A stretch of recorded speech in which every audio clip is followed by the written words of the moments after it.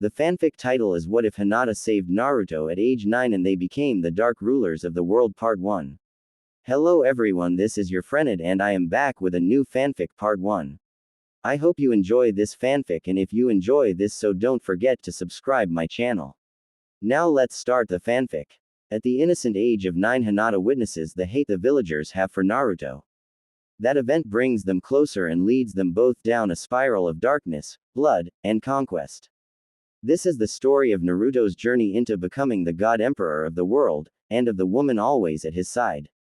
Naruto, Hinata. No harem. Evil Naruto and evil Hinata. Dark Hinata, dark Naruto.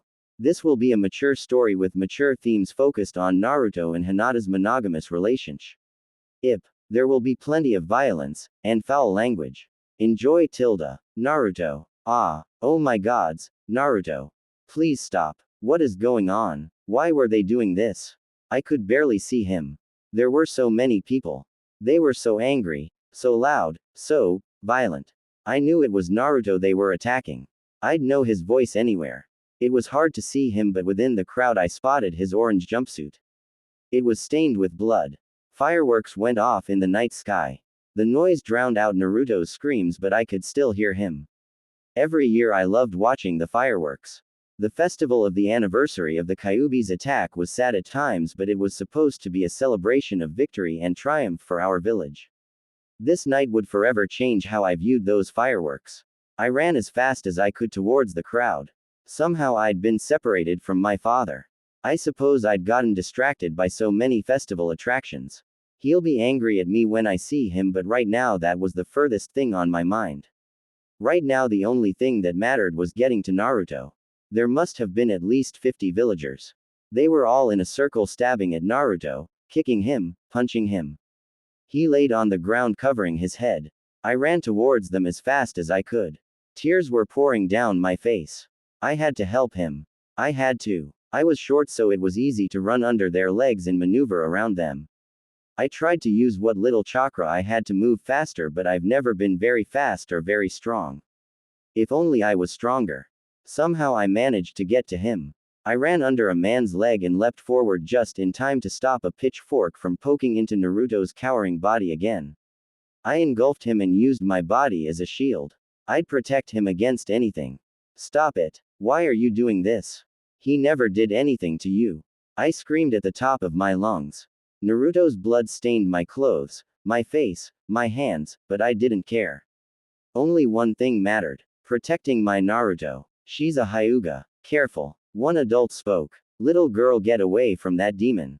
A woman spoke up this time. Someone grabbed me from behind and started to pull at my waist. I clung to Naruto, grabbing his top. No. Stop it. Don't hurt him. Why wouldn't they listen? I was too weak to hold on. As soon as they pulled me away, they began to attack him again. Oh gods. Ta. I heard Naruto whisper weakly. His voice was extremely quiet, but I heard it. He spoke my name. I turned around and thrust my hand as hard as I could into the chest of the man who was dragging me away. A burst of chakra shot from my palm. It was more than I'd ever released. He dropped me and then fell face first on the ground. He went completely still. A few people who saw what I did actually backed away from me.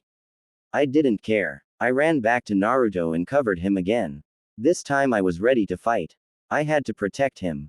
My entire body was shaking as I dropped into a fighting stance, holding my palms out in warning.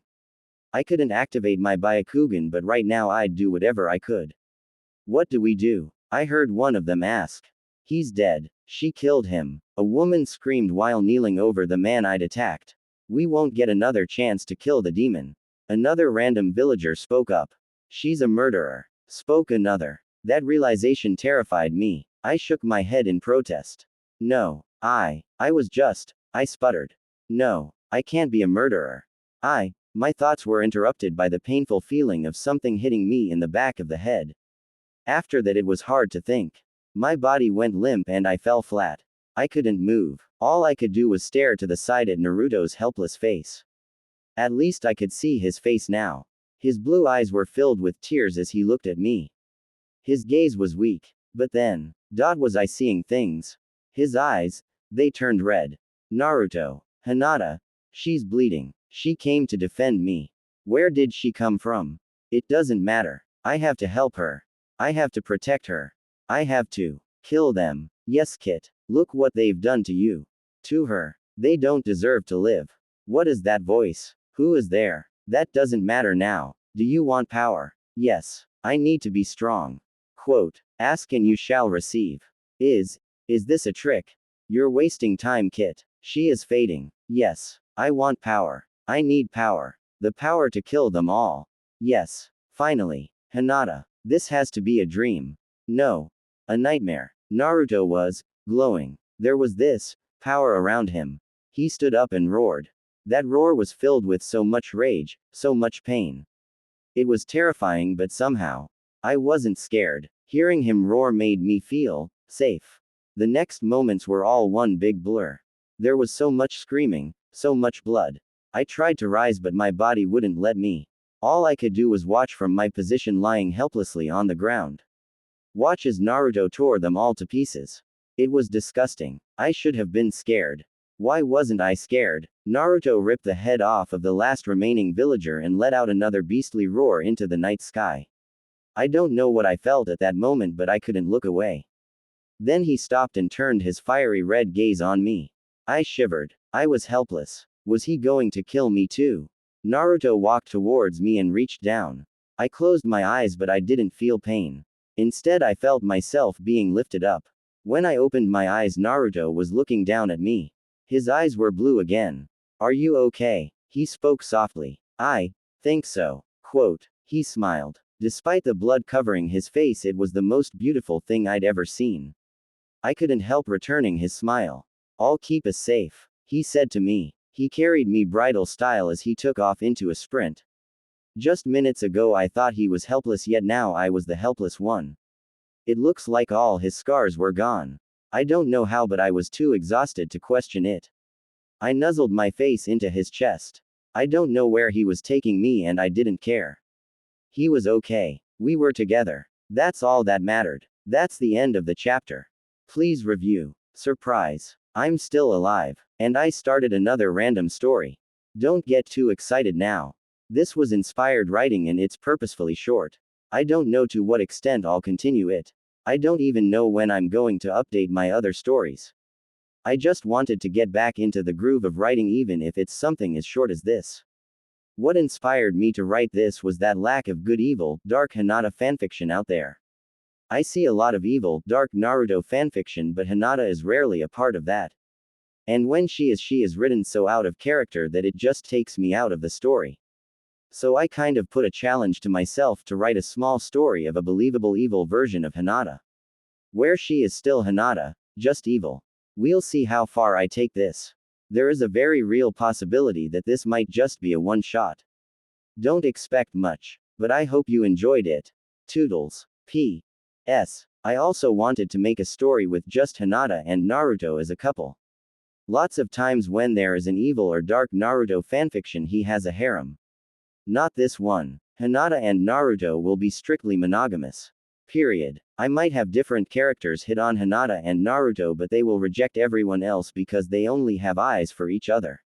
Anyways, see ya. Hinata. Another day had passed. Like usual, I woke up in my own bed. I went to school and did my normal routine. School had been out for a week after the festival. They found 47 people dead but wouldn't give details about what happened. I knew that Naruto had done it. At least I think so. He saved me. But, the very next day after the festival, I woke up in my bed. Father was angry at me for separating from him during the festival, but that was all. I even had clean clothes the next morning. There was no sign of the blood which covered me that night. Naruto gave no sign at school that he'd killed so many people. He played the same pranks, made the same jokes. He was still the dead last in CL who couldn't even make a proper henge. I think I'm going crazy. Maybe I didn't murder that man after all. Maybe it was all just a dream and the deaths at the festival were just an unfortunate coincidence. It would be a huge relief to know that I didn't kill someone, even if they were going to hurt Naruto. I had to stop thinking about it. Hello. Naruto-kun. I saw him in the hallway during our lunch break. He moved towards me with his usual happy-go-lucky attitude. He walked with a bright smile, his arms resting behind his head. Not a care in the world. "Oh hey Hinata," he stated casually. Then he just walked past me. Naruto went over to Sasuke to challenge him to a kunai throwing contest. Naruto always lost, but that didn't stop him from constantly trying. Maybe it was just a dream. When Naruto inevitably lost, Kiba made fun of him like usual. Naruto rubbed his nose with one finger and played it off, pointing at Sasuke and vowing to become better than him. The CL turned away in disinterest. When Kiba turned his back to Naruto, Naruto sent him a deathly glare. No one else saw that look but me. It was a look I've only seen Naruto give once. A look of rage, of malice, of hate. His expression lasted for only a second before it disappeared and his mask returned. It was hard to keep denying what I knew in my heart was true. Still, I had to know for sure. I followed Naruto home after school. Normally I'd go straight home and before dinner Hanabi and I would spar. I had plenty of time to make it home before our sparring session, so I took the time to tail Naruto. He walked casually through the village. I didn't actually know where he lived. As he walked I could see the glares he received from so many people. I can't believe I didn't notice them until now. Naruto didn't seem to notice, or if he did, he didn't show it. He just continued to walk with that carefree stride. He even had a contented smile on his face like he usually does. Is this really the same boy from that night? We finally made it to his apartment. I hid very far back, but I was close enough to see where he was going. The building was disgusting. It was located in the poorest area of the village. He walked into the run-down apartment building and disappeared. I didn't know which unit he was in, but I only had to wait a few minutes to find out. I could see his silhouette in the window of the third floor. I was too far away and too low to get a good look. At least I knew where he lived. It made me so sad. He lived alone in such a terrible place. How could the village let this happen? How could the Hokage let this happen? How could anyone? I got home just in time to spar with Hanabi. Father didn't seem to notice that I got home late. Or if he did, he didn't care. As long as I was on time for the sparring session and our quiet dinners, I was spared his wrath. I began to follow Naruto home regularly after that. He didn't always go straight home. Sometimes he'd stop at this ramen shop. Other times he'd pull a prank. It became routine for a while. Eventually, however, I noticed something strange. There seemed to be less people glaring at Naruto. I thought that was part of my imagination as well. As time went on, it seemed undeniable. Then something even stranger happens. One day I thought I noticed someone else in Naruto's apartment. I had to know the truth. The next day after school I rushed to Naruto's apartment, determined to get there before he did. I knew about how long it took for him to arrive. He took his time, so it took about an hour. He could get there faster if he wanted, but he never seemed to be in a rush. Naruto kept his window open a lot, but it was on the third floor. I still hadn't learned to climb up walls yet. Maybe if I really tried I could make it, but I decided to just try his front door instead. It was unlocked. Naruto's apartment was rather plain and small. There was only one room. Even that room was smaller than mine. It felt so lonely. I hesitated to explore. Technically I was breaking and entering. Well, maybe not breaking. But I definitely wasn't supposed to be here. With a deep breath I found the courage to continue. I was here to find out the truth. Never mind that this was Naruto's apartment. His living room, his bathroom, his bed. My face was burning bright red as I made it to his room. I took tentative steps forward and the first thing I did was sit on his bed. I don't think my face has ever burned brighter. I was on Naruto's bed. Thump. I nearly jumped out of my skin. A noise came from his closet, like something falling to the ground. I thought about just running away, but something made me push forward. I got up and slowly made my way to the closed closet door. I opened it and gasped. Oh my gods. 2 people were tied up with rope. They leaned back against the closet wall. They were bloody and bruises. The smell of blood was overwhelming. I don't know how I didn't smell it until now. One was a man. He had on an apron. I think I recognized him. Yes, he was the owner of a restaurant that Naruto passes by on his way home. The other person was a middle-aged woman. She wore this large pearl necklace. I recognized her too. She worked at the jewelry store. Another place Naruto passed by on his way home. I was mortified. They looked like death. When they saw me, their eyes widened. They were gagged, but they screamed at me nonetheless. I could see their panic, their plea for help. The woman tried to move, but her wrists were tied behind her back and a clanking noise resounded from behind her. A metal chain bound them to a lock on the floor. "You're not supposed to be in here," came the very familiar voice of Naruto. I swiveled around and there he was. How did he get in here without my noticing? I didn't hear or see him. "Naruto, what's going on?" I could barely get the words out. I must have sounded pathetic. I was so scared. Naruto maintained his carefree posture, walking next to me to look down at his two captives. "Punishment," Naruto stated bluntly. The way he said it was haunting. He still sounded like Naruto, sounded so chipper. But his eyes, they were still bright blue, but they held something sinister underneath. Naruto squatted down to their level. They cowered, backing further into the closet like cornered animals. Their muffled whimpers made me quiver. "Silence," Naruto commanded. They went quiet. I didn't know who was more terrified, them or me. Naruto reached forward and patted the head of the woman. She flinched from his touch. He stood up and closed the closet door, turning to face me now. I backed away until I fell over on my butt atop his bed. Naruto followed and looked down on me. "What are you going to do to me? This is so terrible, Naruto." I whimpered. Naruto bent down and put his hands near the side of my hips. He stared at me for a long while. I turned my head away. "I'm going to eat your soul," Naruto whispered. I couldn't help the tears falling from my eyes. "I'm just kidding. Geez, Hinata, you're so serious," Naruto suddenly blurted out while rising up and giving me space. He laughed. How could he be laughing? His laughter was so innocent. I didn't know what to think. "Naruto?" I questioned cautiously. He rubbed his nose in that familiar Naruto way, a big grin on his face. How could he be so light-hearted in this situation? "Sorry, I just couldn't help it. I didn't scare you too much, did I?" Naruto placed his hands behind his head and waited for me to answer. I'm glad he was patient. It took me a while to gather my thoughts.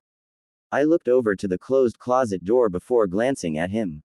"Naruto. I'm so confused," I admitted. Naruto turned around and sat next to me on the bed, plopping down casually. "Yay, that's my bad. I probably should have told you what I was doing. I figured this was as good a way as any to show you. I figured you'd find out eventually, given you've been following me all this time," Naruto commented matter-of-factly. My eyes widened. "You knew I was following you. Why didn't you say anything?" He shrugged. "Well, I kind of liked it. I couldn't really be upfront with you. After that night, the Hokage started watching me more closely. He came to me and asked me a lot of questions and started a secret investigation. I told him I didn't remember what happened during the festival. I lied, but I know he didn't believe me. So the reason it may seem like I've been ignoring you is because I didn't want to act suspicious and draw any unnecessary attention. At least not yet. I still have to get stronger," Naruto explained. I was shocked. It took me a while to respond. While I gathered my thoughts, Naruto just stared at me. I couldn't maintain eye contact. I knew it wasn't just a dream. "So, you really killed all those people?" "Yep." I fidgeted. "So I killed that man?" I feared hearing the truth. "Totally. In one hit too. I'm impressed. How could he be so casual about this?" Naruto. He rubbed the back of his neck and sighed. "Yay, I know. This must be a lot for you to take in. Don't worry. I'm taking care of everything. Like I told you, I'll protect us," Naruto stated confidently while rising from his seat. I watched him warily. He walked over to the closet and knocked on the door. The two inside were whimpering again. "Hey, I hate repeating myself. I said be quiet," Naruto barked out in annoyance. Their whimpers only grew. Naruto huffed. He took a kunai out from his leg strap and twirled it in his finger. He swung the closet door open and those two looked at me again.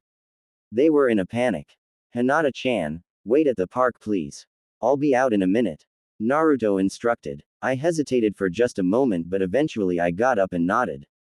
"Oh, okay," I replied with my head bowed as I headed for the exit. They screamed in that muffled way once more. I said shut up. I heard Naruto yell as he brought his kunai down on them. I hurried away, leaving the apartment building and running as fast as I could. I ran until my heart felt like it would jump out of my chest. I was about halfway home when I stopped. My mind was spinning. My world went black. I woke up a while later. It was night time. Oh gods, how long was I out? Father was going to be so mad at me. I shakily rose to my feet. My knees were wobbly. At least I knew exactly where I was. I guess I passed out and I was in a spot that was out of sight enough for no one to have noticed me. I was about to sprint home when I remembered what happened. Naruto. I stopped and stared at the path towards home and then another path. My body began to move on its own. I was heading towards the park. I knew exactly which one he was talking about. It wasn't too far from his house. I don't know why I was going towards it. I should be running far away as fast as I could, but something compelled me forward. I needed to see him again. The park was empty when I got there. The sun was almost down. I only spotted the silhouette of one lone figure. There he was. Naruto was swinging lightly along a swing. He had this happy, far-off look. Hello, Naruto. I managed to sputter out. Naruto finally turned his intense gaze towards. He closed his eyes and smiled brighter than I've ever seen. Hey Hinata-chan. The way he spoke my name was. Well, it made me squirm. I was sweating, my heart beat 1,000 times a minute. I bowed my head and avoided his gaze. I just couldn't look him in the eye when he was staring at me like that. Naruto. I don't know what's going on. I'd been thinking that a lot lately. Naruto let out his patented Naruto chuckle. I wrapped my arms around myself. He made me feel silly. Come sit with me. Naruto beckoned. I hesitated for just a moment before following his command. I took a seat on the swing next to his. The chains squeaked as we swayed next to each other. Thanks for saving me that night. Naruto spoke up to break the silence. I poked my fingers together. It was a long-held nervous habit of mine. I couldn't let them keep hurting you. I admitted honestly. Naruto nodded. That's why I'm thanking you, silly. My blush had returned. I stole glances towards him and every time I did he was staring back at me. It was almost too much. I felt like I was going to pout. Oh, you're welcome. I want to thank you as well. You're welcome, Naruto said without hesitation. We both went silent again. Naruto, I began. Yes, Hinata-chan. The chains to my swing were rattling from how much I was shaking. Why are those people locked in your closet? ? I blurted the words out quickly and closed my eyes. I just had to get my thoughts out even if it was hard to speak. I told you. It's punishment. Punishment for what? I had to know. For showing me such little respect. He said in a haunting voice. I looked over and saw his eyes narrow. Everything about him was chilling. Yet still it was undeniable that this was still Naruto. My Naruto. I didn't know what to say. Naruto chuckled and shook his head. He finally tore his gaze away from me now to look up into the night sky. I'm tired of people hurting me, glaring at me, hating me for no reason. I have a secret that I didn't find out until that night. The Kyuubi, the fox demon that was defeated all those years ago. They didn't kill it. It was too strong. So they sealed it away inside of a baby whose chakra was strong enough to contain it. That baby was me. My eyes widened in shock. I just couldn't believe it. Naruto. He reached over and brushed a finger along my cheek. Don't worry, Hinata-chan. I'm fine. Despite everything, his words and his touch made me feel a lot better. I still had to know more. So that's what happened. The Kyuubi possessed you. Made you kill all those people? I asked in a hopeful manner. He didn't hesitate to crush my hopes. No, I did that all by myself. I just borrowed Kyuubi's power. But I killed those people. Those scum. Naruto spat out the word scum. I flinched at his ferocity. His expression softened. Sorry, I can get carried away sometimes. He said while looking away. It's okay. I don't know why I felt the need to comfort him, but it felt right. He smiled at me and reached over to grab my hand. I thought I was going to have a heart attack. Thank you. I don't mean to talk that way and scare you. It's just, I won't take it a second longer. Not anymore. If they want to hate me, then I'll give them a reason to hate me. No, to fear me. But you don't need to fear me, Hinata. Everyone else will, but not you. You're special. His words were monstrous. I could see that now. But somehow that didn't matter when he said something in particular. I'm special. He chuckled softly and nodded. Of course you are. You saved me. You stood up for me. You defended me from those bastards. I'll never hurt you. Even if you never talk to me again, I'll understand. My body moved on its own again. I jumped up from my swing and engulfed him in a hug. My arms wrapped around his neck.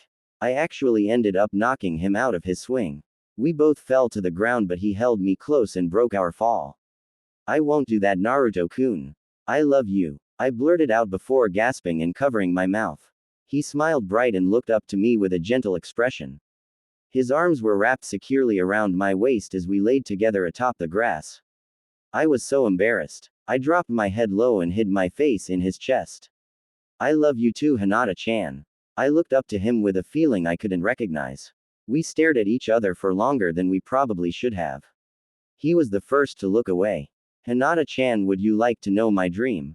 Naruto suddenly questioned. I just nodded. I couldn't speak. I don't know what kind of pathetic noise would leave my throat if I did. This world is so messed up and people can be so cruel.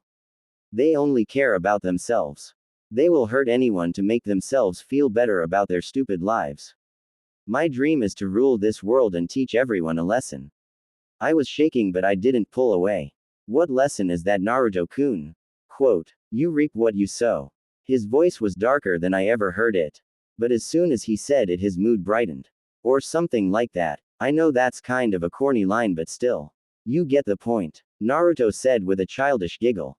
Despite how horrible what he was saying was, I couldn't help laughing with him. I laughed harder than I can ever remember. Hinata-chan. Yes, Naruto-kun. When I conquer the world, I think I'll be like the first king of the world. Or emperor. Yay. I like the sound of that better. I want you to be with me when I do. How does being an empress sound? My eyes widened. An empress. Yep. I poked my fingers together nervously. Don't you have to get married first? Naruto's grin widened. Yep. As soon as we are old enough, we will get married right away. Naruto declared. I felt like I was going to pout. I think all the blood in my entire body had rushed to my face. Oh, okay, Naruto-kun. Naruto pumped his fists in the air triumphantly. I marveled at him. I'd stick by his side no matter what. That night, father screamed at me for coming home so late. Somehow I couldn't bother to care. I sparred with Hanabi and studied like I was supposed to. All with a subtle smile glued to my face. Nothing could get me down. That night I snuck out of the house. I sped over to Naruto's apartment. When I got there, the lights were off. I tried to be as quiet as I could, but honestly I didn't really need to. No one else but Naruto lived in the apartment building. That's how run down it was. His front door was unlocked as usual. Naruto was waiting for me in the bedroom. The first thing I did was look at the closet door. He chuckled and moved over to it and opened the door. It was empty. See, you don't have to worry about them bothering us. What? What happened to them, Naruto? Quote, I let them go. I went wide-eyed. You did. He nodded happily. Yep. Now they will fear me. And they will make others fear me as well. Only the adults know my secret, and they aren't supposed to talk about it around the kids. They only talk about it among themselves in secret. So my plan is to teach everyone that glares at me a lesson until they show me the respect I deserve. An emperor must command respect. But I also showed them mercy. So eventually I'll command loyalty and devotion as well. I'm very confident they won't tell the authorities about me. Even if they do, I destroyed all evidence, so it'd be my word against theirs. They already hate me because I'm the demon child, so it would be easy to make everyone believe that they are lying about me just because they hate me. Naruto explained casually while letting out a yawn and hopping in the bed. I only had my pajamas on, along with a coat. I took off the coat and climbed in the bed with Naruto. We both got under the covers and cuddled close together. You're so smart, Naruto-kun. Naruto shrugged. Kyuubi helped me figure most of this out, so give him credit too. Do you mean the Kyuubi? Quote, I couldn't help how scared my voice sounded. Naruto snicked. Yep. Though don't worry. He's a big softie. You'll meet him soon. Maybe when I'm not so tired. Naruto said with a big yawn. I nodded. Okay. Good night, Naruto-kun. Good night, Hinata-chan. I love you. It was still difficult to say those words. I couldn't help blushing every time I said them. Love ya too. He blurted out without hesitation before closing his eyes and pulling me in even tighter. Despite all that had happened, all that I'd learned, how scary everything was, when I was in Naruto's arms I couldn't help but feel safe. I couldn't help feeling happy. I won't give this up for anything. Not even the world. The last 2 weeks have been the best 2 weeks of my entire life. Naruto and I were virtually inseparable. After school I followed him home. It turns out he only went home to put his things away and change clothes. He spent most of his time in an empty clearing in the forest a few miles away from his apartment. It was a quiet, secluded place surrounded and hidden by trees. Naruto was amazing. He could already run up trees and even walk on water. There was a stream nearby. I trained a bit but nothing like the way Naruto trained. And I couldn't train as long as him because after a few hours I always had to head back home to spar with Hinata. Sometimes I wouldn't train at all and I'd just watch him. He didn't mind. I kept sneaking out at night. I was surprised no one caught me, but I guess I'm better at stealth than I give myself credit for. We slept together every night, curled up tight. It was a dream come true. Until Hinata-chan. I groggily opened my eyes to see Naruto sitting up in the bed. Yes, Naruto-kun. As I rubbed the sleep from my eyes I got a clearer image of Naruto. His posture was all wrong. He was staring forward with an intense expression. I sat up in alarm. Naruto-kun, what's wrong? Naruto's gaze narrowed. He was staring forward at nothing. Hinata-chan, do you trust me? He asked suddenly. I began to fidget but didn't hesitate. Of course, Naruto-kun. He was scaring me. What was going on? Then please come with me. He held out his hand. I took it without a second thought. General Pav. The area is clear, Hiashi-sama. A shinobi with the distinct eyes of a Hyabi spoke respectfully towards the clan leader, Hiashi Hyuga. Naruto's apartment building was surrounded by Hyuga shinobi. Hiashi stood atop a nearby building. He had his hands tucked in the sleeves of his robe. Hiashi took a hand out of his sleeve and waved it. When seeing that gesture, the battalion of Hyuga shinobi sprung forward. Naruto's bedroom window was open and so was his front door. Shinobi dashed through the window one after the other. They sprinted towards the bed and removed the sheets to reveal both Naruto and Hinata sleeping soundly. Hinata's mouth was covered as her body was pulled from the bed. She opened her eyes and released a muffled scream as a hail of shuriken rained down on the sleeping form of Naruto. They struck clean. Hiashi appeared in the blink of an eye to send a powerful palm strike straight at Naruto's heart. Hinata wouldn't stop screaming, at least until the form of Naruto erupted into a cloud of smoke. Hiyashi's eyes widened in shock. A clone? But how did we not notice? The man thought to himself in alarm. The sound of muffled laughter drew everyone's attention. Hinata was giggling uncontrollably. Release her. Hiyashi barked. When her mouth was uncovered, Hinata's childish laughter continued to fill the room. So much for the almighty Byakugan. Hinata teased before erupting in a cloud of smoke. Naruto appeared from the smoke, the boy sticking his tongue out at Hiyashi and giving the man the stink eye. The boy was soon riddled with shurikens and pinned to the wall behind him. Hiyashi closed the gap in less than a second. What have you done with my daughter, demon? The man barked. Naruto maintained a cocky grin. You might as well be blind. Here, let me make it easy for you. Naruto said while turning his head to the side to look towards the window. Hiyashi focused his Byakugan on the direction Naruto was looking. Miles away in that familiar clearing, Hiyashi spotted another Naruto. This one was different. The boy's eyes were a dark, feral red. And he had Hinata captive, holding a kunai to her throat. Let's talk. Alone. The Naruto pinned to the wall stated before disappearing in a cloud of smoke. Hiyashi gritted his teeth in frustration. Orders, sir. One shinobi called out to Hiyashi. Hiyashi stared forward in silent, stoic contemplation. Hinata. When Naruto asked me to trust him, I didn't know what to expect. I couldn't have guessed in a million years that this is what he meant. Naruto kept saying that I'd meet Kyuubi soon. I tried not to press the issue for fear of becoming too annoying. I trusted that when it was time Naruto would introduce me. I wished he found a better way.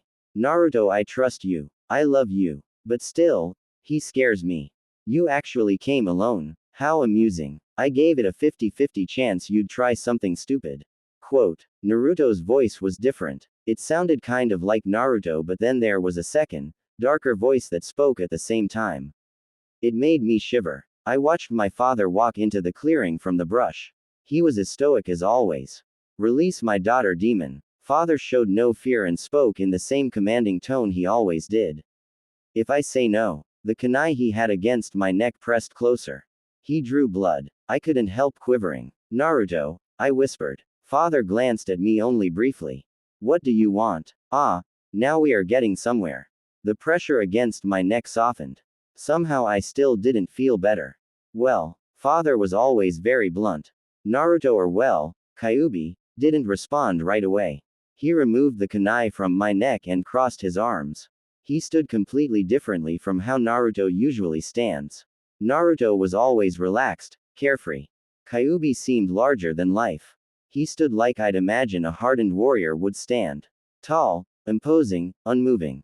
They were so different. The future. More specifically, the terms of your surrender and sworn allegiance to us. Kyuubi elaborated. Father narrowed his eyes. Is this some sick joke? Kyuubi didn't respond. At least, he didn't speak. But his face said it all. Just moments ago Kyuubi seemed amused. He had this creepy smirk. But now it was completely gone. His fiery red eyes bore down on father. He looked ready to kill. I stood between the two, unsure of what to do. He let me go, but I didn't feel free. I didn't move. I wouldn't until Kyuubi gave me permission. Father broke the silence. Why would I ever consider surrendering to you? Were you capable of destroying us, we would not be having this conversation. You're stalling. For what I don't know, but it's clear you have lost much of your power. In fact, tonight you will die at my hand. Father dropped into a fighting stance and disappeared. I was suddenly lifted off my feet. I couldn't help the surprised squeak that erupted from my throat. Another shinobi had picked me up and was carrying me through the air. I reached out towards Naruto in the same way I did on that night months ago. This time I was powerless to stop my capturer from tearing us apart. This was another Hyuga, a trained shinobi. What could I do? A huge burst of chakra erupted from Naruto's back as father appeared directly in front of him. Naruto. Oh god, I knew what that meant. I'd done it to a man and that man died instantly. And I was only 9 years old. A blow from my father was something else altogether. Tears poured from my eyes. The shinobi carrying me landed on a tree branch far away to observe. I could barely see what had happened. I feared the worst. Hiashi Pav. That blow struck clean. It was only a matter of time before the monster would fall limp at my feet. After all these years of enduring its evil, watching it just walk around, it was finally dead. The council agonized over how to handle the demon child. I sat back in frustration as they gathered night after night without a conclusive decision. It took them so long to decide. I had to let Hinata spend 2 weeks in this demon's bed. 2 weeks. After this night I'll make things right. I'll make sure she is monitored for any sign of corruption. We will move on from this nightmare. The demon's head was hung low. It didn't move. I finally noticed just how long it stayed standing. This isn't right. I struck again at its heart, then again, and again. It wasn't moving, wasn't responding. For some reason his chakra was not dwindling. The chakra of a recently dead body lingered, but I should have immediately noticed a drastic reduction. What the hell? The demon lifted its head and stared at me with those putrid eyes. It kept its arms crossed. Are you finished? For the first time in years I felt fear. Real fear. This fear was different. I always feared for my children and the life they would eventually lead. That never went away. But this was something I hadn't felt since that day over 10 years ago. When Kyuubi ravaged our village. No. No. I spoke through gritted teeth. It can't be. I dropped low to form the 8 trigrams stance. I assaulted him again, and again, and again. He just stood there. Why won't you die? I didn't expect the head of the Hyuga clan to be such a fool. Your pathetic attacks didn't work on me 10 years ago. Why would they now? I stopped in my tracks, only getting to 183 strikes. Maybe I should rethink my offer if this level of stupidity is what I can expect from your clan. Quote. I jumped back. As I did, my clan joined me, filling the trees around the clearing. A hail of shuriken and kunai rained down on the demon. They bounced harmlessly off of a red aura surrounding the demon child. It released an annoyed sigh. Okay then, let me remind you of who I am. Then he disappeared from my sight. My sight. The eyes of a Hyuga. All around me I heard screams. My people were being slaughtered, clawed in half, torn apart. The demon moved like a blur. Blood rained down from the tree tops. All I could do was watch helplessly. Stop this, I shouted desperately. Then it appeared in front of me, its clawed fingers dripping with blood. It licked its own hand. Its chakra was different now. It hurt my eyes to even look at it. Red chakra radiated from it. It was like staring directly into the sun.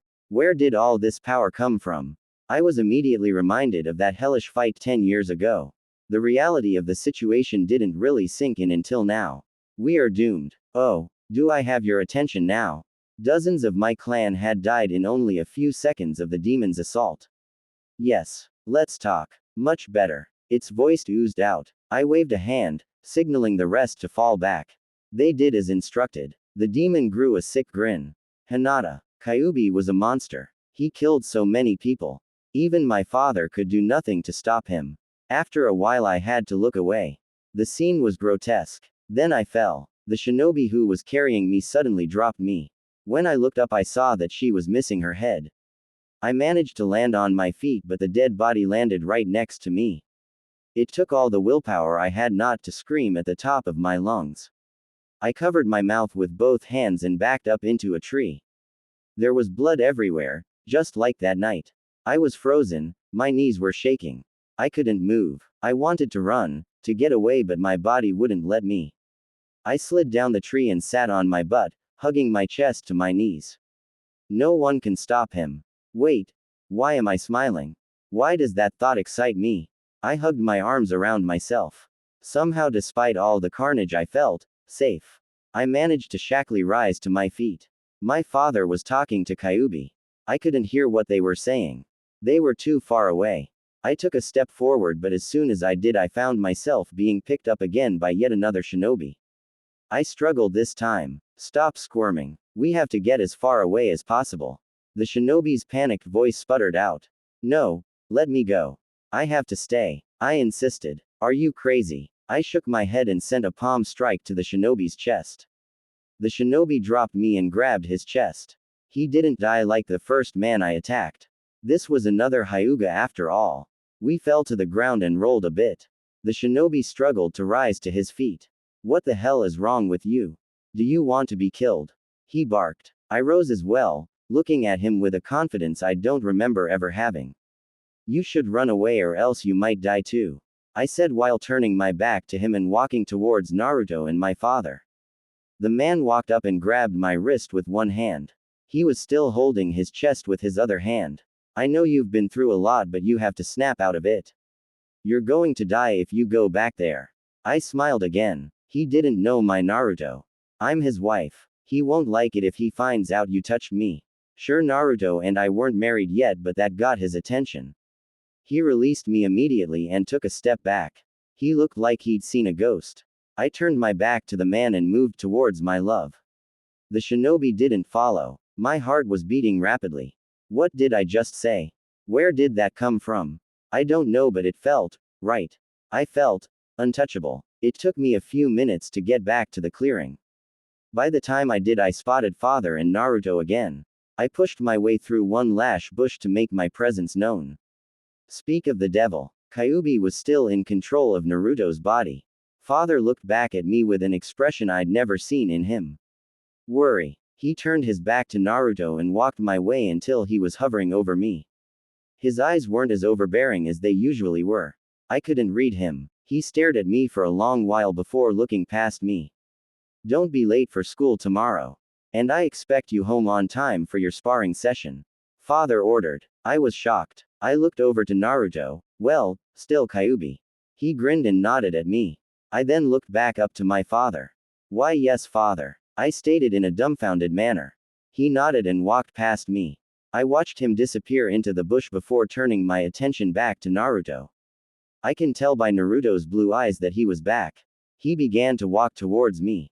I sprinted towards him and jumped into his arms. He squeezed his arms around my waist and held me tight. I buried my face in his neck. Naruto, it's you, right? I whispered hopefully. The one and only. He replied back in that familiar happy voice. It really was him. I pulled back and bowed my head. I was scared there for a little while. I thought the Kyuubi really took over completely. Naruto rubbed the back of his head with a guilty expression.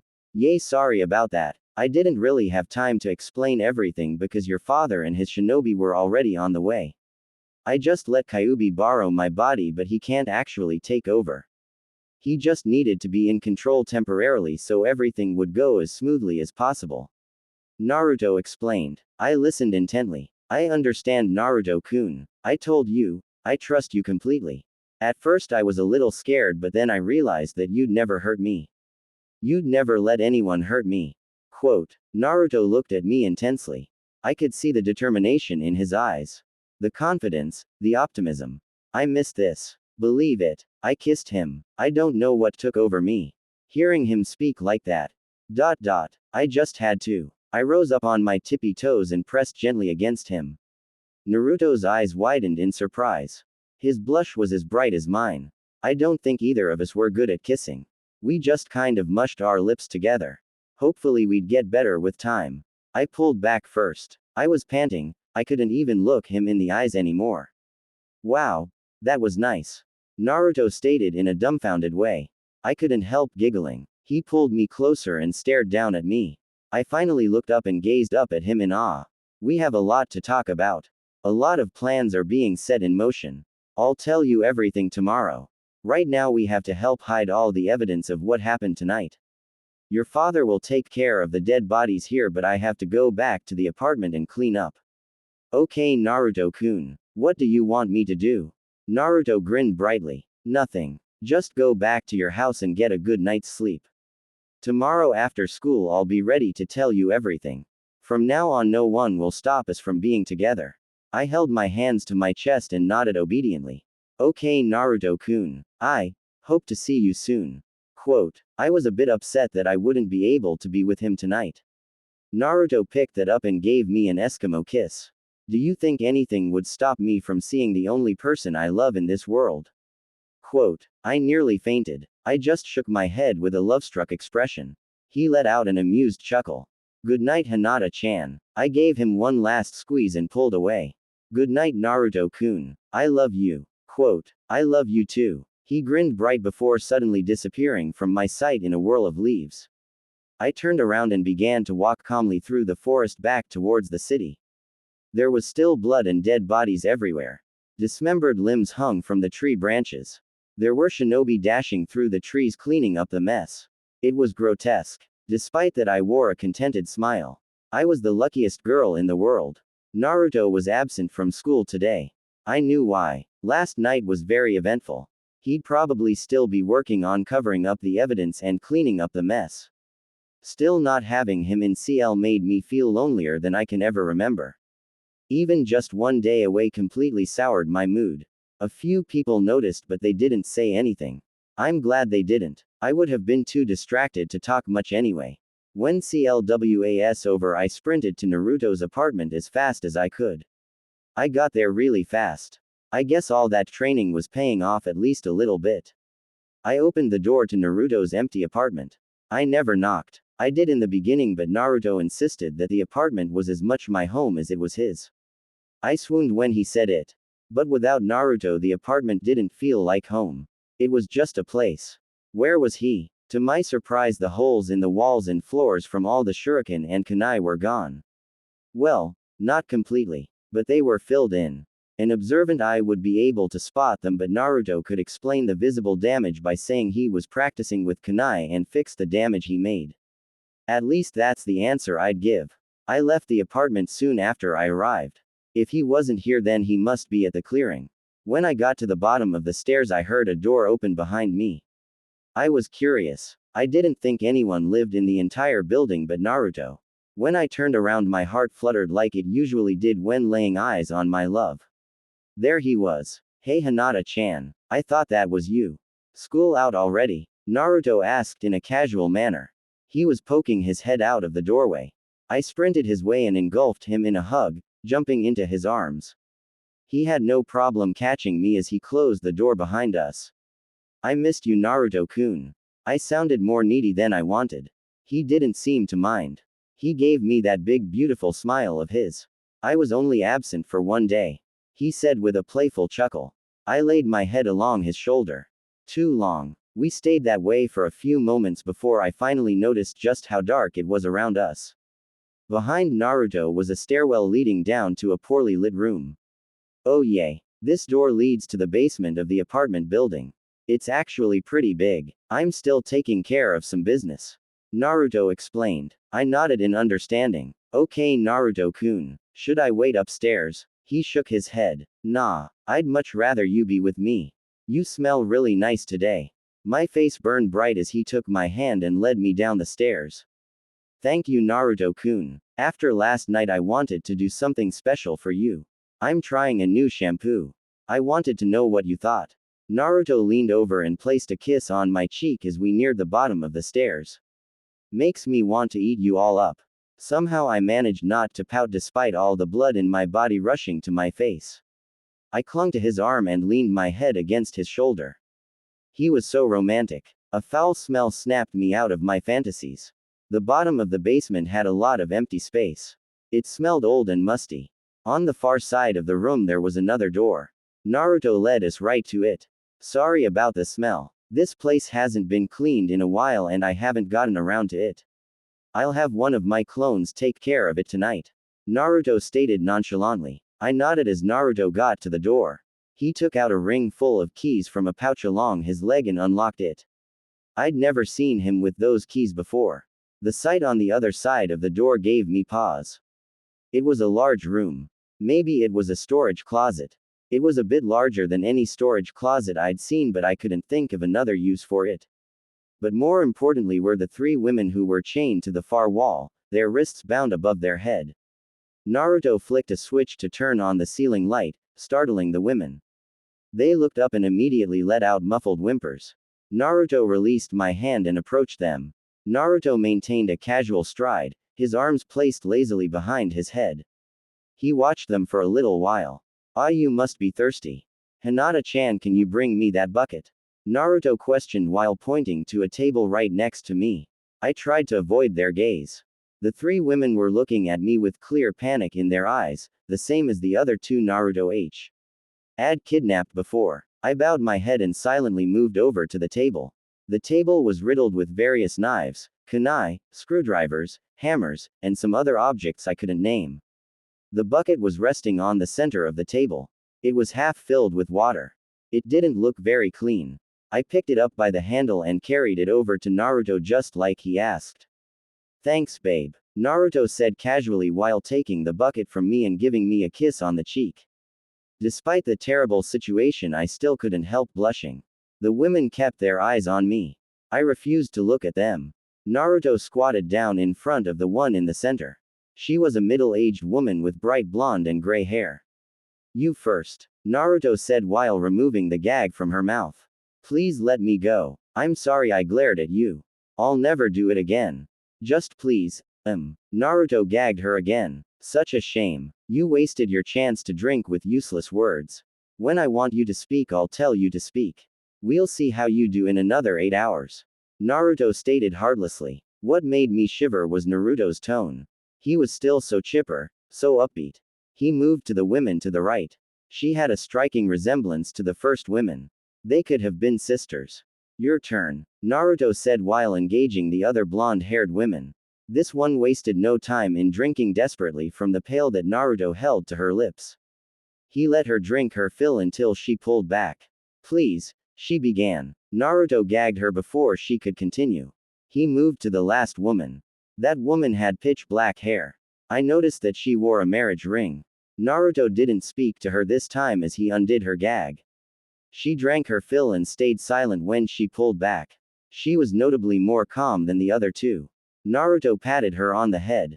Smart girl. I'll only give you half time, Naruto said while securing her gag. Naruto stood up and handed the bucket to me. I wordlessly returned it to the table. When I turned around, I saw a dark ball of blue fire forming in Naruto's palm. The women began to release muffled cries of protest. Tears were streaming down their eyes.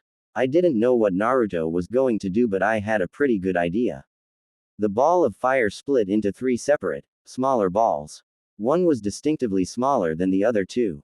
Then the flames shot out towards the girls and set their entire bodies ablaze in blue flame. Their muffled screams were sickening. Naruto clapped his hands together as if finishing a long day's work. He turned his back to their suffering and reached a hand out towards me. I hurried to his side, leaving the women to burn. Naruto closed the door behind us as we exited. I couldn't help looking back. The last thing I saw was the black-haired woman's eyes baring down on me as if to say, "How could you allow this?" The trip to the clearing was especially quiet today. I kept my head down, lost in my own thoughts. "That really bothered you, huh?" Naruto questioned while glancing over to me. I turned my head away. "Is all that really necessary, Naruto-kun?" I was hesitant to ask. Naruto shrugged carelessly. "Necessary? No, not really. I do it because I like it. And because they deserve it." I began to poke my fingers together. Naruto's gaze lingered on me, but I didn't question him further. He released a soft sigh. "I know that may not be the answer you want to hear, but I can't say it any other way without lying. And I will never lie to you." Naruto's voice was gentle. I stole glances up to him. I understand, Naruto-kun." He nodded as we finally arrived at our clearing. There were a few signs of the battle that went on last night. Well, it was less of a battle and more of a slaughter. But there was no blood and no bodies. Just broken branches and dented trees. Naruto walked out in front of me and looked up into the sky. He closed his eyes and let the warm rays wash over his face. I watched him silently. Admittedly, I was still a bit nervous. I didn't want to be. I wanted to support Naruto no matter what, but then I thought back to that woman's eyes. Those judgmental eyes. I wrapped my arms around myself in a vulnerable manner. "It's time I let you in, Hinata.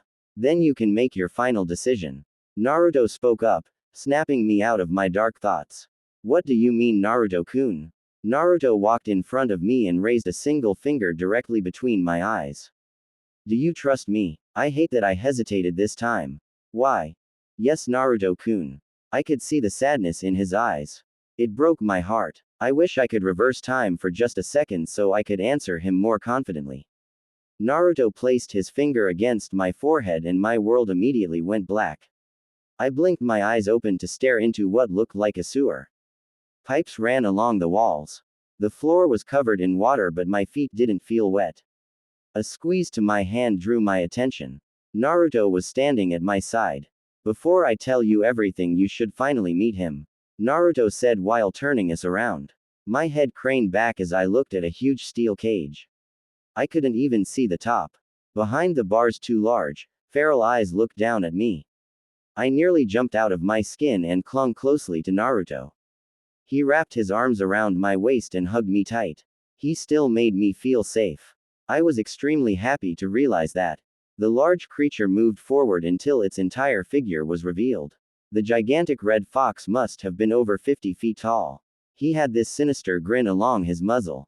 "It's so nice to finally meet you, little one." Its voice was deep and booming. If possible, I clung even closer to Naruto. Okay, she gets it. You're big and bad. Cut the act, furball." Naruto spoke up while pointing an accusatory finger at Kyuubi. Kyuubi released an annoyed growl. "I told you to stop calling me that, boy." Naruto waved a hand dismissively. Yay. The fox grumbled before suddenly shrinking dramatically in size. Naruto moved forward with me remaining close at his side. We walked to the edge of the cage and watched as Kyuubi shrunk down to the size of an actual fox.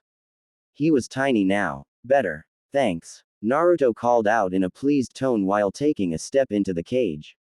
I hesitated. Naruto looked back at me with a gentle smile. "Remember what I said before?" I looked away and began to fidget. I took a deep breath before looking up to Naruto with renewed faith. "You'll always protect us." His grin brightened. "Believe it." I stepped through the cage without hesitation now. As long as Naruto was by my side, I could endure anything. Kyuubi kept his eyes on me as we moved in. Him being so small did a lot to calm my nerves. "We should have proper introductions," Kyuubi suggested. I went wide-eyed before bowing over at the waist. "It's nice to meet you, Kyuubi-sama." I blurted out to show as much respect as I could. To my surprise, Kyuubi bowed his head and closed his eyes. The pleasure is all mine. I was quite surprised by his politeness. I lifted my head as Naruto walked up to Kyuubi. Kyuubi met Naruto halfway before jumping in Naruto's arms. Naruto cradled the fox like a pet. Kyuubi maintained a stoic expression. Kind of like a cat. See, Kyuubi-sensei is harmless. Naruto blurted out. Sensei. Oh, I guess that makes sense. I'm more of a mentor, but I suppose that term is an accurate enough characterization of our relationship. Quote, it was strange seeing Kyuubi speak while Naruto held him. It was especially strange how Kyuubi kept its stoic expression while speaking. He didn't purr or rub against Naruto or anything like that. If anything, Naruto acted more like a pet. Well, now that you've met Kyuubi, I think it's time I told you about our plans.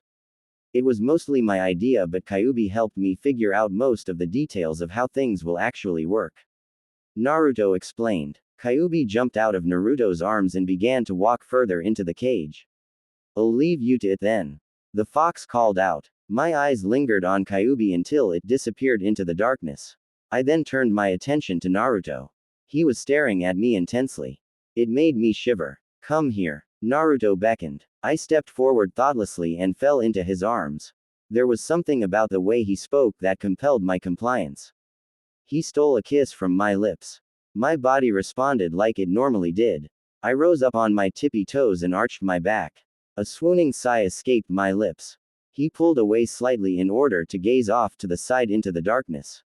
I followed his gaze. Within the water along the ground, images began to form. Naruto's expression hardened. I picked up on his mood shift right away. This world is disgusting. There is a reason that I had the terrible childhood that I did, that I was treated so badly. It's because people are shit. Naruto began. As Naruto spoke, a sea of images played out, like moving art which illustrated various acts of people and civilizations. The art was like caveman drawings. They are selfish, petty, greedy, murderous, warlike. All they care about is themselves and their families. People rape each other, steal from each other, torture each other, lie to each other constantly. 1,000 people will step over just one in need because it's too inconvenient to help. Naruto ranted. He was seething. I just listened. I had to fully understand Naruto's perspective even if it was dark. But there is hope. That admission drew my attention. You really think so, Naruto-kun? Naruto nodded with a gentle smile. I do. I've also seen the good in people. Iruka-sensei is a perfect example of that. He supports me and is kind to me despite knowing that I am the demon child. He didn't let the hate of the villagers taint his morals. Even despite being a chunin, he has never taken a life. He's always found a peaceful path forward and shunned tainting his hands with blood as so many others have done. Quote, it was clear to me how much admiration Naruto had for Iruka. Naruto's eyes narrowed. People like him deserve better. People like the boy I used to be, the girl you used to be, deserve better. I want to make a world where everyone is like Iruka. The world I envision will be a good world where lives like mine, and even lives of neglect like yours are made impossible. A world filled with only good people, kind people. I want to make a world where if one person falls, everyone reaches out a hand to help them. Quote, I marveled at Naruto. That's so beautiful, Naruto. He didn't look at me. He grew a sad smile. It will be, but first, in order to make that dream come true, I have to break this world. Naruto hissed. My attention shifted down to the water again. I watched images of a lone figure passing judgment over a crowd of people. The world I envision can't exist as long as there are people with black hearts. That's where Kyuubi comes in. I was a bit lost after that. What do you mean, Naruto-kun? Kyuubi reappeared in the distance, still in its small fox form. It just sat in the darkness staring at us. In order to gain the power to rule this world, I made a pact with Kyuubi. He will teach me, help me grow stronger. For as long as I live, I will be able to draw from his power and knowledge. In exchange, those I deem unworthy of life, those who break my laws, and those who I decide kill along the path, Kyuubi will have first claim on them. Kyuubi will devour them. My eyes widened in shock.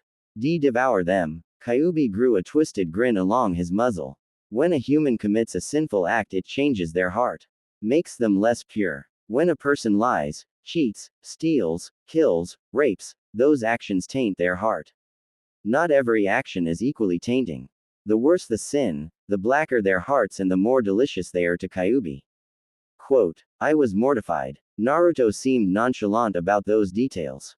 Even a seemingly justified action like killing or maiming someone who is a direct threat to someone you love is tainting. An action like that destroys a person's innocence no matter how justified. Quote, Naruto's eyes settled on me now. Oh gods. I covered my mouth in horror. Is that what Naruto thought of me? I had a black heart. Naruto chuckled. It's okay, Hinata. In a world as messed up as this, it's nearly impossible to maintain a pure heart. Especially when it comes to defending someone you love.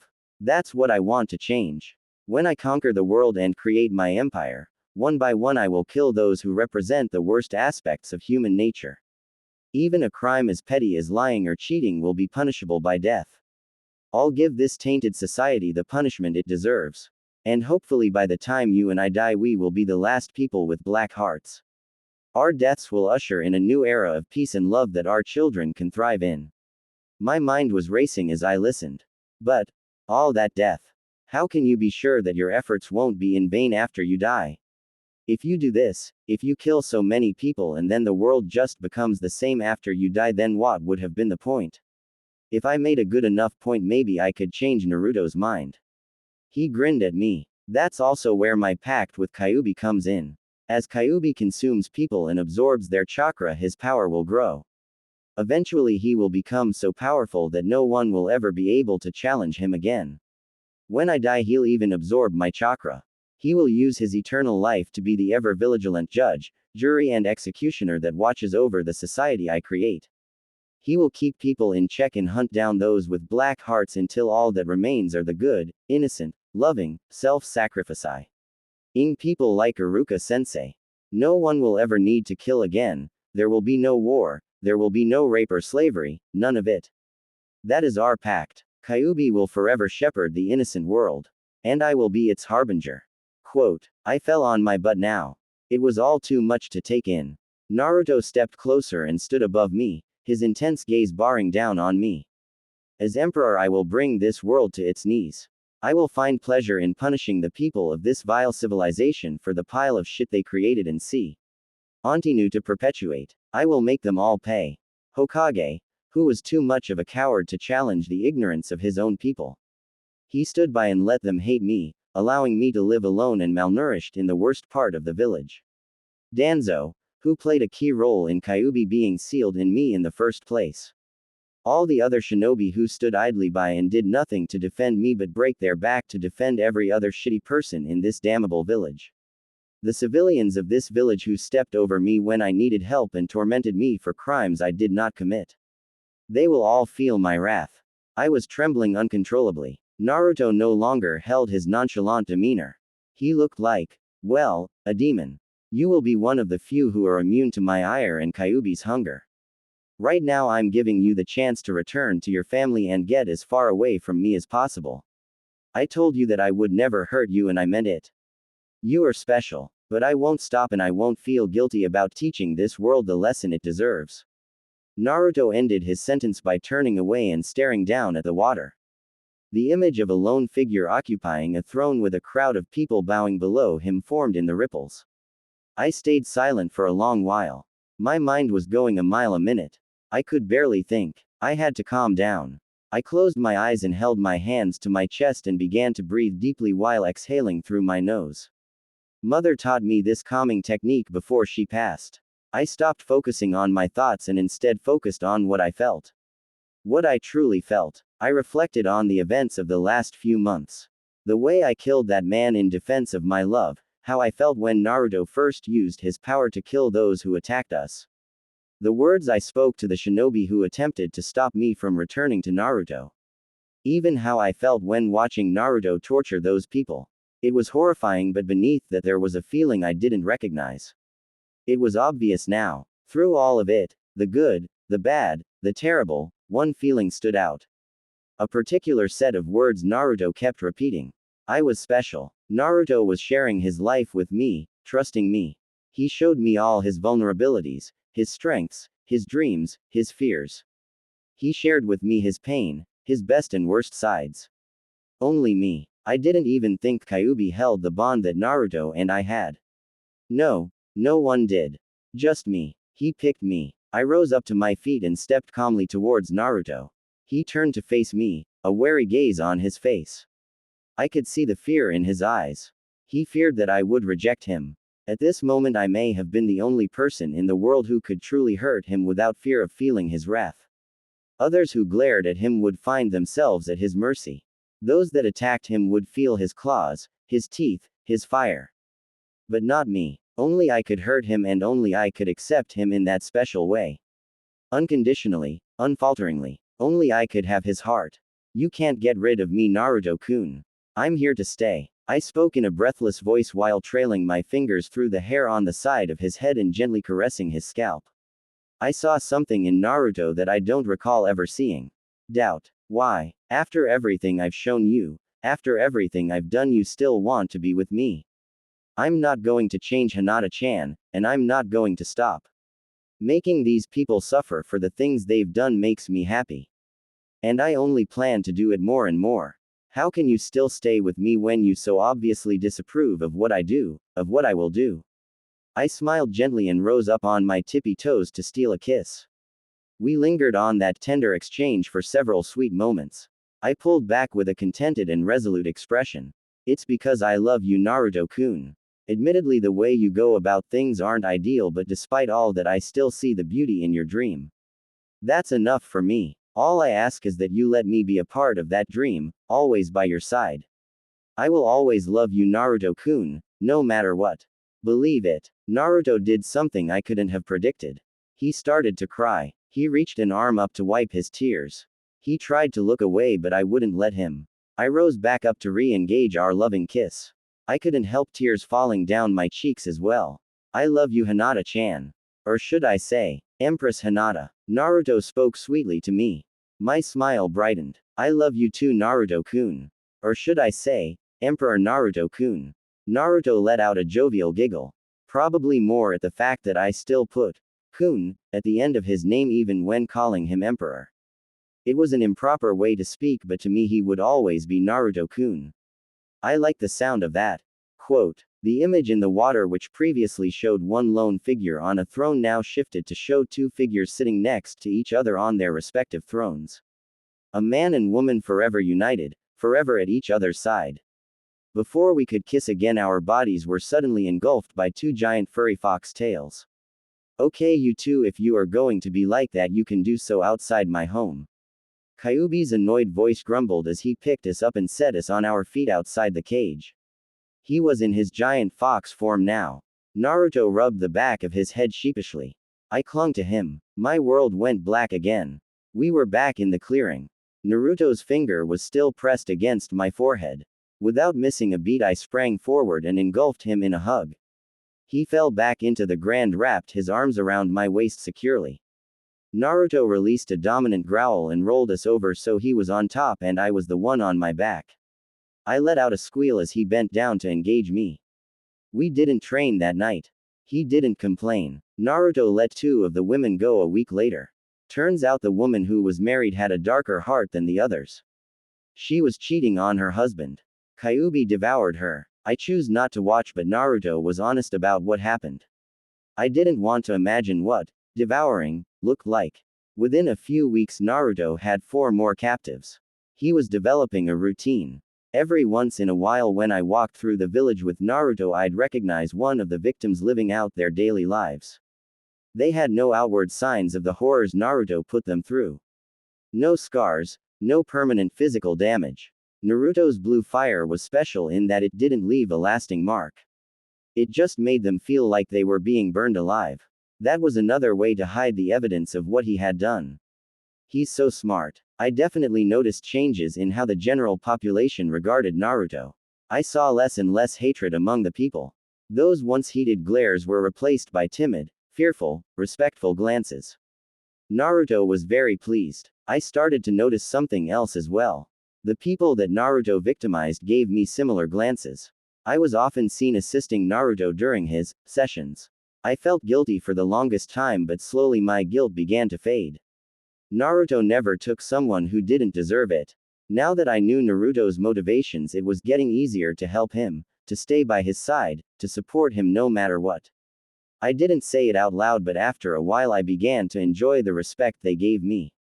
Naruto's delight was contagious. As long as it was towards people that deserved it, then what we were doing wasn't so bad.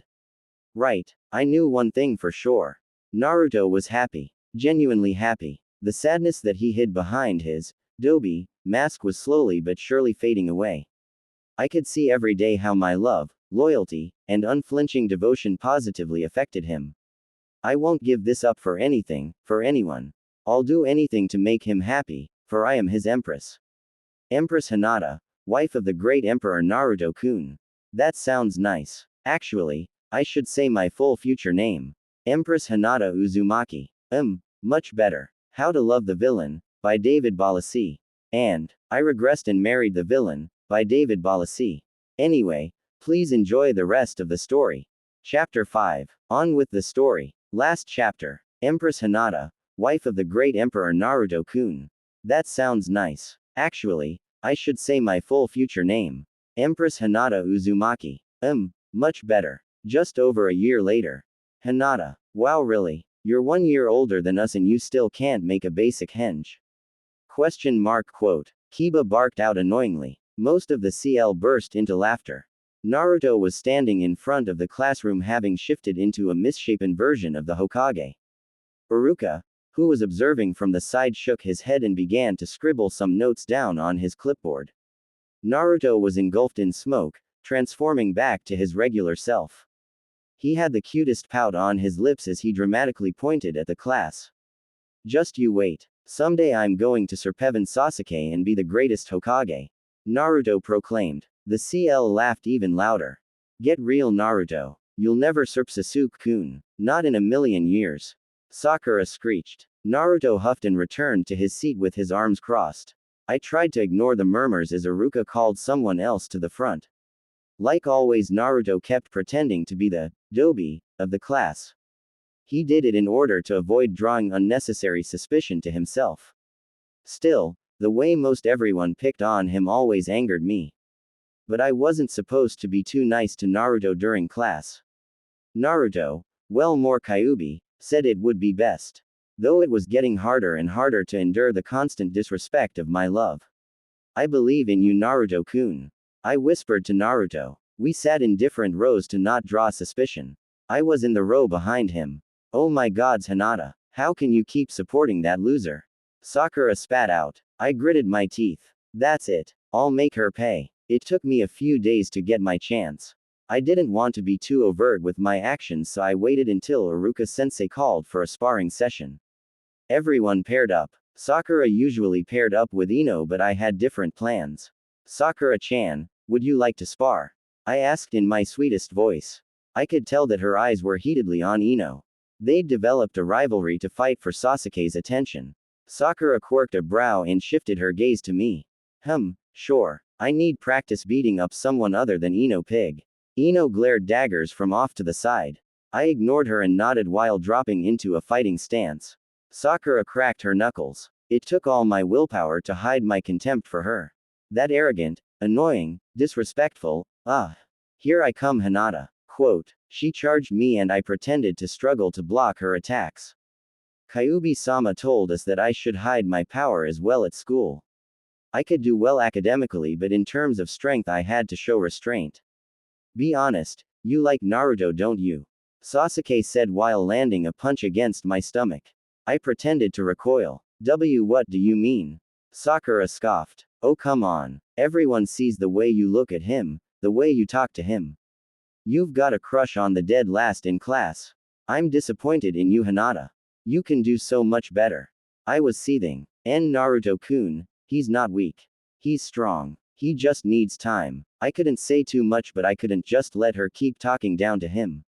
Oh my gods. You're in love. It's kind of pathetic, really. Sakura hissed with a snake-like grin. She charged me, ready to deliver another blow. I narrowed my eyes and dodged it easily before landing a powerful slap to her face. Admittedly, I might have gone a little overboard. Sakura was knocked off her feet and crashed to the ground. She even slid a bit in the dirt. Sakura! Iruka shouted in alarm, having caught the exchange out the corner of his eye while watching over the field. He rushed over and knelt over Sakura. She was trembling, sending a fearful glance over to me from her defeated position on the ground. I went wide eyes. Oops. I got strange looks the rest of the day. After school, Naruto and I moved in separate directions like normal. After a while, I'd turn and head back to our apartment or our clearing. Kyuubi advised us that we should keep our relationship secret, but often I had doubts as to why. I knew why Naruto needed to hide his strength, but why couldn't I be outwardly open with our relationship? It was a bit frustrating, but Naruto agreed with Kyuubi, so I did as instructed. Still, hey, someone called out to me, snapping me out of my thoughts as I walked down a common path. I hadn't yet turned towards our apartment yet. I swiveled about and was surprised to see Sasuke. Oh, hello Sasuke. I responded back pleasantly. What did he want? Sasuke has never really spoke to me or sought my attention. Like most girls, I was pretty much invisible to him. Not that I minded. What he did next completely shocked me. Without warning, Sasuke quickly pulled a kunai from his leg pouch and sent it sailing for my chest. I narrowly dodged it before finding another half-dozen kunai sailing my way. Sasuke. What? I called out frantically while weaving through and dodging each deadly weapon which was sent my way. Sasuke appeared in the blink of an eye just above me. My body moved on instinct. He aimed an axe kick down on my head. I blocked his kick with one hand and gently swept his leg to the side to throw him off balance. Before he could recover, I spun and sent a palm at his chest. My strike landed clean, sending him sliding backwards. Sasuke stopped and grew a satisfied smirk. I had no idea what was going on. Was this really Sasuke? Why would he attack me? I was tempted to activate my Byakugan, but I thought better of it. It was too early for that. I knew it, Sasuke proclaimed. I frowned. Knew what? What's going on? I questioned warily. Sasuke tucked his hands in his pockets and walked up to me with his normal cool swagger. I hesitantly rose up from my fighting stance, though I was still on guard. You're stronger than everybody else in class. By a lot. Why are you hiding your strength? Sasuke asked while stopping right in front of me. I went wide-eyed and gazed off to the side, unsure of what to say. Well, I didn't want to make something up. Not when I was so caught off guard. I knew it wouldn't sound believable. So I let out a calming breath and looked up to him with a serious gaze. That's my business. Please stop following me, I stated sternly before turning my back to him and beginning to walk off. Sasuke grabbed my wrist. My Byakugan flared. He made me nervous. I stared him down in warning. Sasuke matched my gaze without falter before letting me go. Suit yourself, he said with a scoff, turning away and walking off. I was about to continue on my way, but Sasuke called out to me one last time. For the record, pretending to be as weak as the other girls seems pretty dumb. The real you is far more appealing, he said with the corner of his eyes lingering on me before he jumped onto a branch and sped off. My face was as red as a tomato. What did he say? Ha ha ha ha. Oh my gods. Really? I can totally see him saying that. It's official. This was the most embarrassing moment of all time. I rushed to the clearing to tell Naruto about what happened and he just started laughing. Like, really hard. Naruto-kun, it's not that funny. I hoped my voice didn't sound too whiny.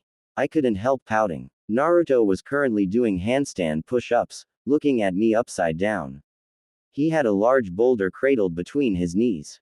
He liked to do this particular exercise without a shirt. Usually I'd be staring at his toned figure, but today I was too distracted. Oh come on Hinata-chan. You don't think it's even a little bit funny? I gazed off to the side with a frown.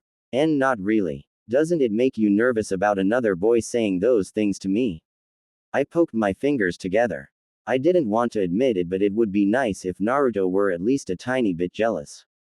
Why would I be? Naruto responded nonchalantly. Oh, I guess you're right. There is nothing to be nervous about. Quote. As I finished my sentence, I heard a loud thud. What immediately followed were Naruto's big blue eyes staring at me an inch away from my face. Naruto had gotten fast since we've been together. Very fast. Oftentimes I couldn't keep up with his movements even with my Byakugan active.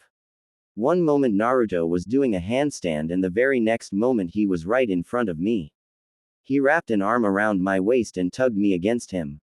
I arched my back and placed my hands against his chest. There is no chance in hell I'd let anyone take what's already mine. Naruto's voice oozed confidence. He wore a cocky smile, eyeing me as if I were prey. I melted completely. When his lips crashed against mine, my knees nearly gave in. I had to grab onto his shoulders in order to keep myself from collapsing. He let out a hungry growl. The sound was amplified by a demonic echo. He'd been doing that a lot recently. The power of his growl sent shivers through my entire body. When he pulled back and let me go, I fell to my knees. I looked up to him as if he were a god. Naruto walked off the side to grab his t-shirt and orange jacket. I'm very pleased with what happened today. I've been wanting to talk to you more about my plans for the future. I've been thinking about it a lot and I have a few more details fleshed out. He said while casually walking back towards me and putting on his shirt and jacket. I nodded in a dumbfounded way. Naruto chuckled lightly and picked me up bridal style, which caused me to let out a little squeak. He knew how much I loved being carried like that. He carried me to our favorite spot. It was a little waterfall not too far away.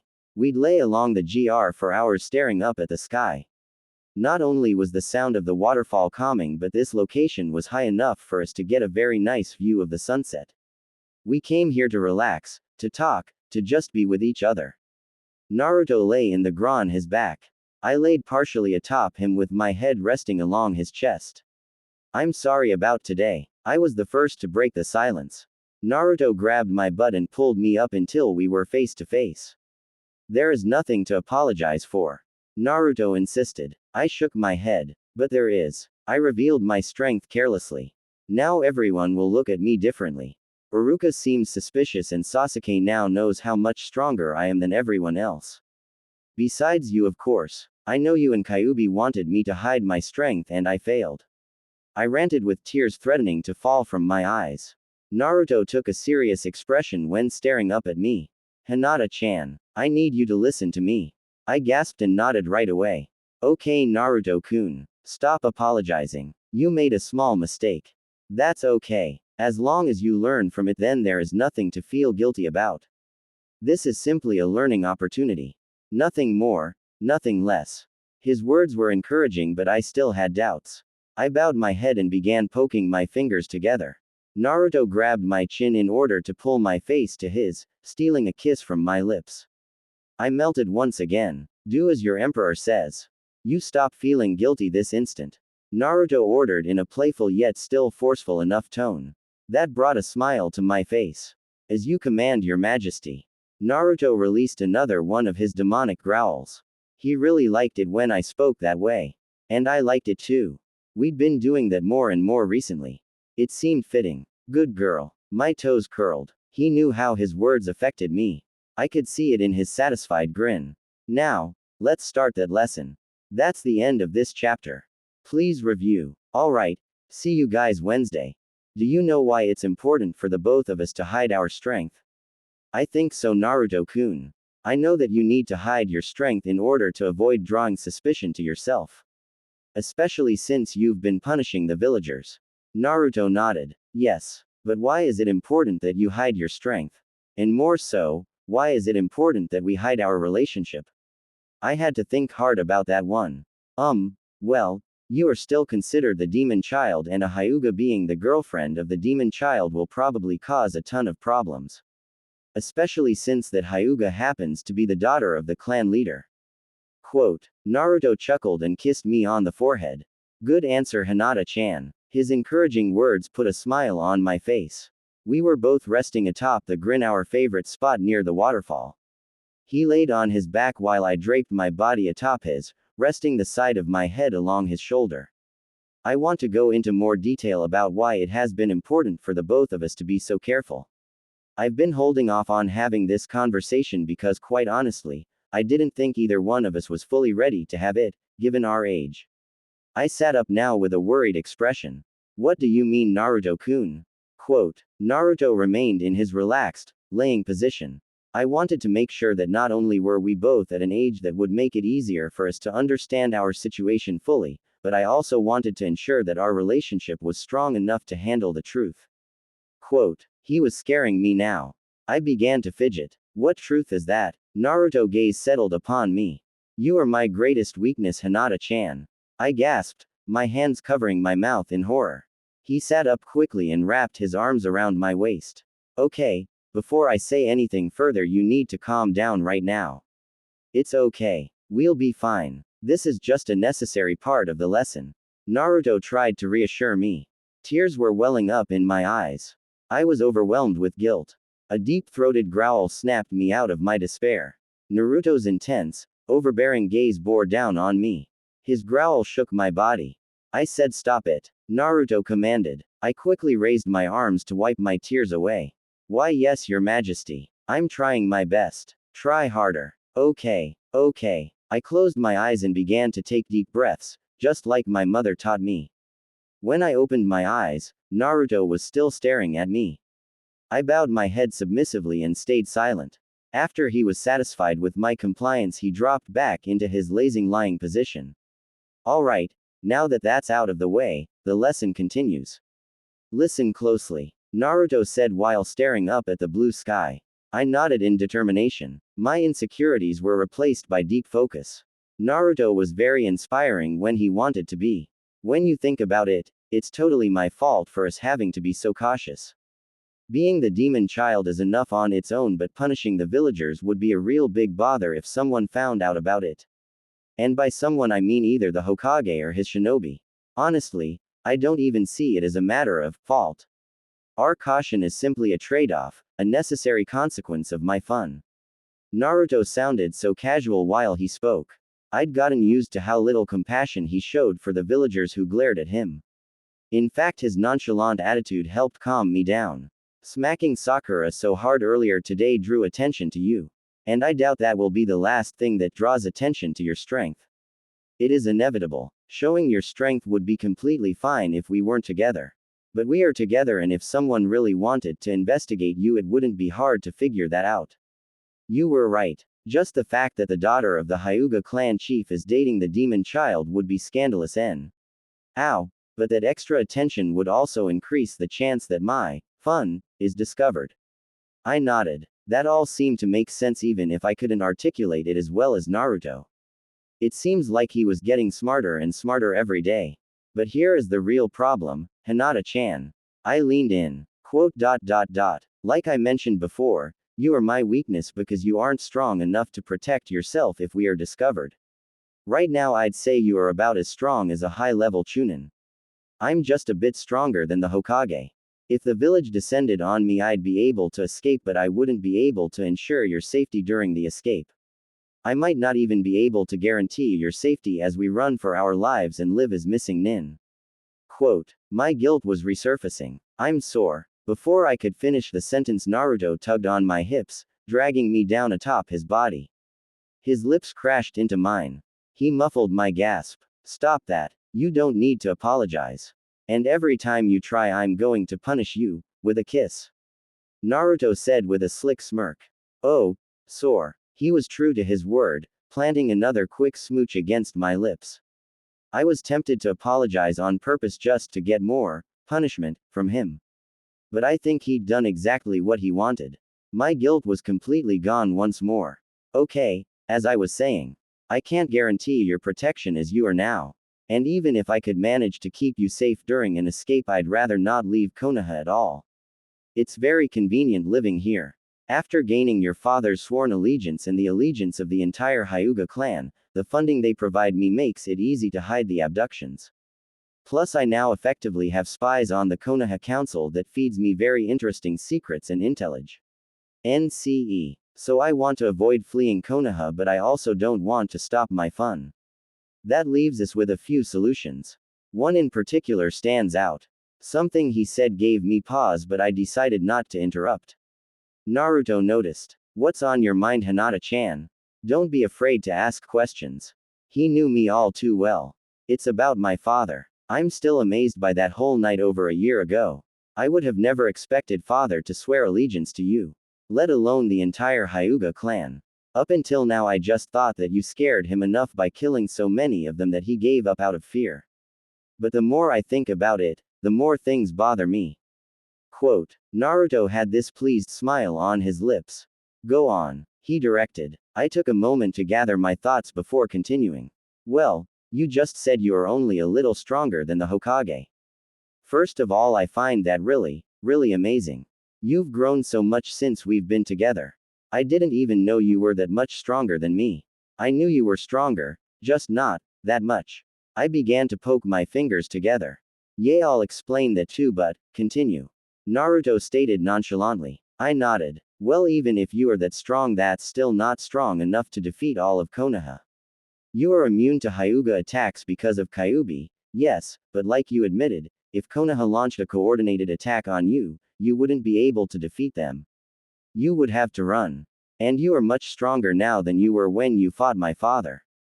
If he wanted, he could have retreated, taken a few more losses, but then reported to the Hokage and gathered the entire might of Konoha against you. Instead, not only did he give up, but he also convinced the entire Hyuga Council to swear allegiance to you. They even go so far as to pay financial tribute to you, spy for you, and help hide your abduction of the villagers. How did you make that happen? Naruto's grin was huge. I'm so proud of you, Hinata-chan. Hearing him praise me like that made me blush as hard as the very first time we kissed. Your ability to figure this out on your own is why I'm confident that you are ready to hear and truly understand everything I have to say. Every day you show just how worthy you are to be my empress. Again, I don't know how I managed not to pout from the lack of blood flow in the rest of my body relative to my face. Thank you, Emperor Naruto-kun. He chuckled and gave me an Eskimo kiss. You're welcome, Empress Hinata-chan. A quiver creeped up my spine. He was just too much. So, to your point, yes, it is strange that your father would act as he did. The simple explanation is he had very little choice. You see, I wasn't strong enough back then to challenge Konoha, and when we talked I openly admitted that I wasn't strong enough. Well, Kyuubi did most of the talking and pointed out an undeniable truth. While I couldn't fight all of Konoha, I also couldn't be captured. Kyuubi had fought all of Konoha already. He knew exactly what they could do and could not do. Hiashi wouldn't be able to do anything to stop me from escaping and becoming a missing nin. Quote. I just listened, trying to take it all in. Kyuubi argued that as a missing nin my power would rise exponentially with time. Kyuubi promised that within just 3 years I would return to Konoha and by that time I'd be unstoppable. And Kyuubi was not bluffing. At the rate that my power is increasing, I'll mostly be at that level in less than what Kyuubi calculated. So Hiashi had a choice. Swear his allegiance and convince the Hyuga Council to swear their allegiance to me, or he can inform the Hokage and hope that they would kill me. If they couldn't, then Konoha would be destroyed in 3 years' time. My eyes widened in realization. So allegiance or annihilation? I stated in a dumbfounded way. Exactly. Naruto seemed very satisfied with that set of facts. What about me? I spoke up tentatively. Naruto's gaze softened. You're the primary reason, Kyuubi, and I even decided to give Hiashi a choice. I wanted to stay in the village because I wanted to be with you without hindrance. If I fled, I probably couldn't take you with me. I plan to return in 3 years and take you back after destroying the village. I was very conflicted to hear that admission. Naruto let out a light-hearted laugh while scratching the top of his head. Yay, not the most ideal situation. Definitely glad your dad made the right choice. But I really have to thank Kyuubi for being such a good negotiator. I've learned a lot from him. I sighed and laid my head down along Naruto's chest in exasperation. This was becoming a lot to take in, but I wanted to press on. Thanks for answering my questions, Naruto-kun. I want to finish hearing about the rest of your plans. I don't want to continue being your weakness. Quote. Naruto wrapped his arms around me and squeezed tight, holding me close. Yes, I do have a solution to that. I want to start training you from now on. I mean, really training you. Up until now we've been training together, but not really as sensei and student. Now I want you to become my student. I need to invest more in your strength, but it also means you need to be more dedicated to improvement. I didn't even have to think about it. Of course I will, Naruto-kun. I blurted out without thought. He chuckled with a small shake of his head. Somehow that doesn't surprise me. Honestly, I was okay with the way things were going. I didn't want to put too much pressure on you too quickly. I wanted to just enjoy our relationship without having to bog you down with responsibility. Now that our relationship has developed and you've grown stronger, I feel comfortable moving to the next step. Quote, I'm glad you trust me so much, Naruto-kun. What he was saying made sense. I was grateful that we were able to just be together for so long. But he's right. I have to pull my weight even if it's hard. I've always trusted you, Hinata-chan. There is another very important factor to starting your training under me. It's this, Naruto said while suddenly sitting up. Now I was positioned atop his lap. Naruto took out a small scroll from his leg pouch and made a few one-handed hand signs before slamming his palm on the ground. As he did, a larger scroll dropped from a cloud of smoke. He snatched it out of the air and unrolled it. These are the instructions on how to perform the Cage Shadow Clone Jutsu. I acquired this a while ago, with Kyuubi's help. It's not the original scroll, but I was able to make a copy of it. This jutsu is the key to my strength and exponential growth. And soon it will aid you in a similar way. I frowned in confusion, looking the scroll over. But I can already make clones, Naruto-kun. Naruto shook his head. Not like these. The clone jutsu that are taught in the academy are basically just illusions. They aren't physical. The clones I'm going to teach you how to make are physical. You divide your chakra among them when you create them. You've seen my clones do work for me. Well, I'm going to teach you to do the same thing. Up until now you haven't had the chakra capacity to sustain these clones for any significant period of time, so the technique wasn't very useful to you. Now you do. Through mastery of this jutsu your strength will rise exponentially. Quote, I was still a bit confused. What is the point of making these clones if they divide my chakra? The Hyuga fighting style is best when focused. I feel like I'd just make myself weaker by making multiple weak copies of myself. Quote, Naruto nodded. Normally yes. Which is why you rarely if ever see Hyuga shinobi using cloning techniques. However, the real power of this ability isn't necessarily their combat utility, but their ability to allow you to train at exponentially fast rates. What do you mean, Naruto-kun? It's really quite simple. The clones share your memories, your abilities, but most importantly, any information they learn will be transferred to the original once that clone is dismissed. Clones take up so much chakra that most people can't actually put this trait to good use. The few that can simply haven't noticed the potential. It also can be dangerous if you overexert yourself. For someone like me who has had the guidance of an ancient demon to help master the technique, I've been able to train virtually endlessly with no drawbacks. This is the main reason I've grown so much stronger than you. At every given moment I have over 100 clones training for me. My eyes widened. What? He gave a proud nod. Yep. I have an unusually high amount of chakra. Probably has something to do with being the son of the Hokage. My only limitation is chakra control and refining my capacity.